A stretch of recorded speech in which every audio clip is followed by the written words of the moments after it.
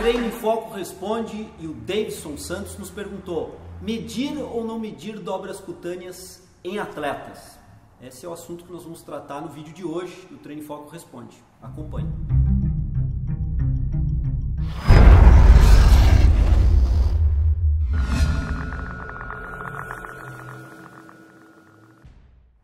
Bom, pessoal, como eu já defini na chamada, o Davidson Santos nos colocou o seguinte: João, há condições em alguns momentos de nós não realizarmos as medidas de dobras cutâneas em atletas?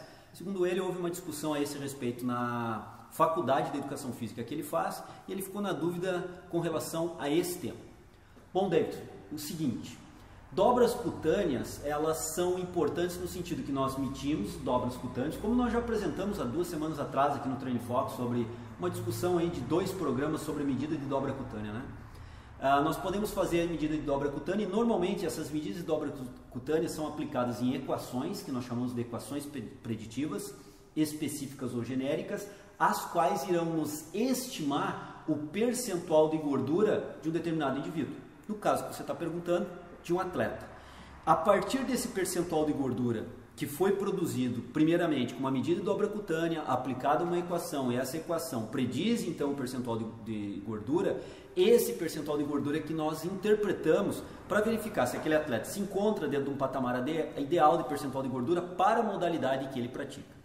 O empecilho disso, como a gente já comentou, é que às vezes essas equações não são produzidas especificamente para atletas daquela modalidade, e em função disso, o percentual de gordura estimado por essas equações não são os mais precisos.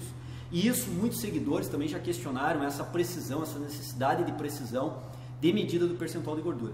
Mas isso é um fator importante, porque se nós estamos trabalhando com uma determinada modalidade esportiva, e digamos que naquela modalidade esportiva o percentual de gordura ideal é em torno de 6 a 8%, é importante nós sabermos que, pelo menos do ponto de vista morfológico de tecido adiposo, o atleta que estamos treinando se encontra dentro daquele percentual de gordura 6 a 8%, dito como ideal para aquela modalidade esportiva.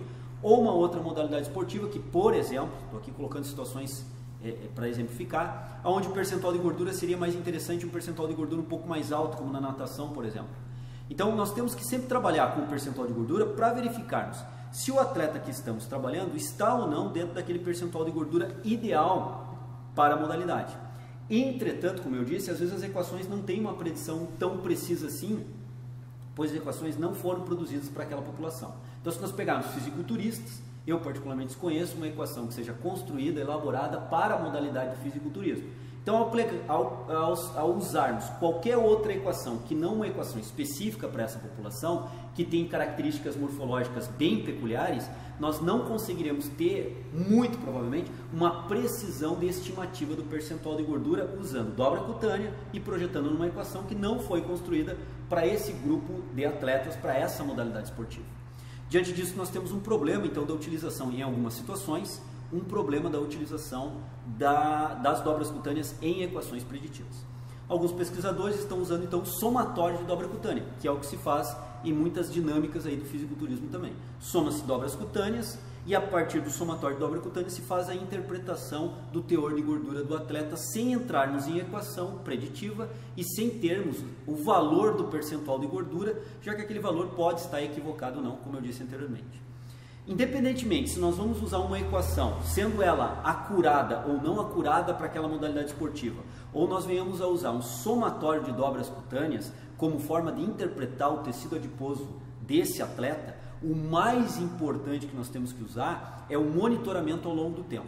Então, se nós temos ali uma medida que possa não ser a mais precisa, em função da equação não ser a mais acurada para aquela modalidade esportiva, ou até mesmo termos dobra cutânea, que nós não temos o valor do percentual de gordura, mas nós temos um somatório de 5, 6, 8 dobras cutâneas, o mais importante diante disso é o somatório, é o valor contínuo ao longo do tempo. Ou seja, num primeiro momento nós fazemos uma avaliação e acompanhamos a modificação desse valor ao longo do tempo. Então, por exemplo, se nós estamos trabalhando com somatório de dobra cutânea, de 8 dobras cutâneas, por exemplo, e esse valor, num primeiro momento, foi de 150 milímetros de espessura de dobra cutânea, se nós 3, 4 meses depois mensurarmos esse mesmo indivíduo, esse mesmo atleta, e o valor do somatório de dobra cutânea passe para 130, nós tivemos 20 milímetros, por exemplo, de diminuição do teor da espessura de dobra cutânea no somatório de 8 dobras. Ou seja, a interpretação que nós temos que ter é que esse atleta, ele diminuiu o seu teor de gordura. O quanto em percentual é difícil dizermos, já que não transformamos em percentual de gordura. Mas é certo afirmarmos que esse atleta está diminuindo o seu teor de gordura. Dessa forma, nós conseguimos monitorar e verificar as modificações morfológicas no teor de gordura corporal de atletas e não atletas ao longo do tempo, que passa a ser o mais importante para o profissional de educação física. Claro que também importante é definirmos uma equação com acuracidade. Caso ela não exista, passe para o somatório de dobra cutânea. Mas de qualquer forma, o treino em foco defende a ideia de medir sim dobras cutâneas, porque são medidas do teor de gordura corporal de forma indireta, mas que nós conseguimos interpretar modificações na massa gorda do indivíduo. Isso é o mais importante. Sabemos o quanto um programa de treinamento está sendo eficiente ou não está sendo eficiente para a diminuição do teor de gordura corporal do indivíduo. E esse teor de gordura pode ser medido pelo somatório de dobras ou pelo percentual de gordura. Essa é a ideia, essa é a justificativa do treino em foco em relação a medirmos sim dobras cutâneas durante o treinamento. Acredito aqui também ter respondido vários outros seguidores que sempre estão colocando perguntas a esse respeito, inclusive um comentário de um seguidor, que eu não me recordo agora aqui, uma pena o nome dele, para que eu possa citá-lo, também colocou qual a necessidade dessa precisão toda do percentual de gordura. Realmente não há, desde que a gente faça esse monitoramento com o mesmo padrão de medida durante toda a sequência. Estamos fechando hoje, na sexta-feira, a primeira semana temática Treino em Foco Responde. Lembrando que semana que vem nós temos mais uma semana temática ainda sobre o Treino em Foco Responde, com mais 5 questões, temas aí da educação física sendo respondidos. São muitas perguntas, a gente não tem condição de responder a todas. Inclusive, existem perguntas que fogem ao conhecimento da nossa equipe do Treino em Foco, fogem ao meu conhecimento, algumas pessoas perguntando sobre patologias que eu realmente não conhecia. Então, o que a gente não tem conhecimento, que a gente não tem como dar um retorno para o nosso seguidor, a gente coloca lá, ó, não conheço, não sei, se souber de alguma coisa, algum colega profissional que domine esse conhecimento, a gente tenta se informar, tenta trazer para vocês. De qualquer forma, o que a gente conhece, o que a gente está dentro do nosso domínio de conhecimento, nós estamos trazendo nessas 2 semanas temáticas. A primeira se encerra hoje, a próxima segunda-feira que vem, sobre Treino em Foco Responde, respondendo as suas questões.